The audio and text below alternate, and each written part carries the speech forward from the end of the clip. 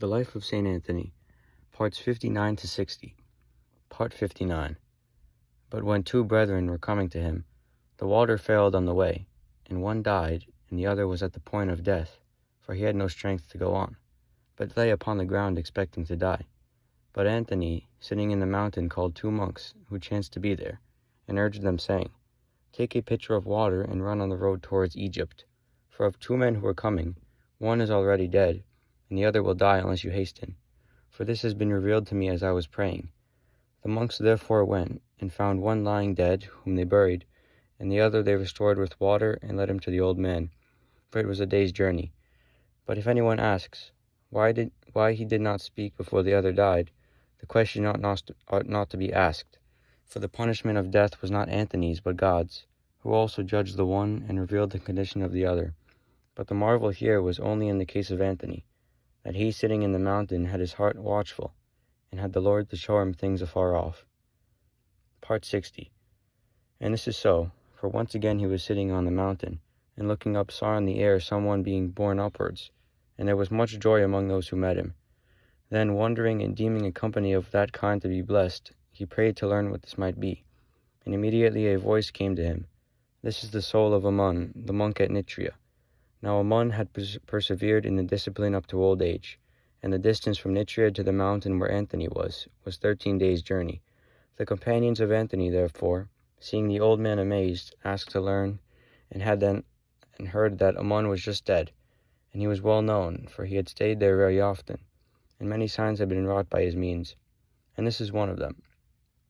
Once when he had need to cross the river called Lysis, now it was the season of the flood, he asked his comrade Theodoros to remain at a distance, that they should not see one another naked as they swam the water. Then when Theodoros was departed, he again felt ashamed, even to see himself naked. While therefore he was pondering, filled with shame, on a sudden he was borne over to the other side. Theodoros, therefore, himself being a good man, approached, and seeing Ammon across first without a drop of water falling from him, inquired how he had got over. And when he saw that Ammon was unwilling to tell him, he held him by the feet and declared that he would not let him go before he had learned it from him. So Ammon, seeing the determination of Theodoros, especially from what he had said, and having asked him to tell no man before his death, told him that he had been carried and placed on the further side, and that he had not even set foot on the water, nor was that possible for any man, but for the Lord alone and those whom he permits, as he did for the great apostle Peter. Theodoros therefore told this after the death of Ammon, and the monks to whom Anthony spoke concerning Ammon's death marked the day. And when the brethren came up from Nitria 30 days after, they inquired of them, and learned that Ammon had fallen asleep at that day and hour, in which the old man had seen his soul borne upwards. And both these and the others marveled at the purity of Anthony's soul, how he had immediately learned that which was taking place at a distance of 13 days' journey, and had seen the soul as it was taken up. If you are enjoying this series, please consider making a donation to the St. John of Damascus Orthodox Educational Initiative.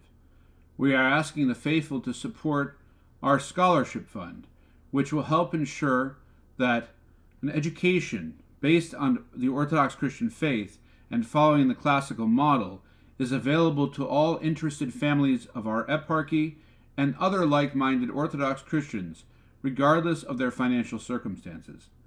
We are also asking for donations to help us make renovations and improvements to our new physical headquarters, located on the property of the Holy Ascension Parish in Bearsville, New York. Please see the link in the description of this video to learn how you can donate and support the future of our church, that is, the youth of our church. God bless you. Through the prayers of St. John of Damascus.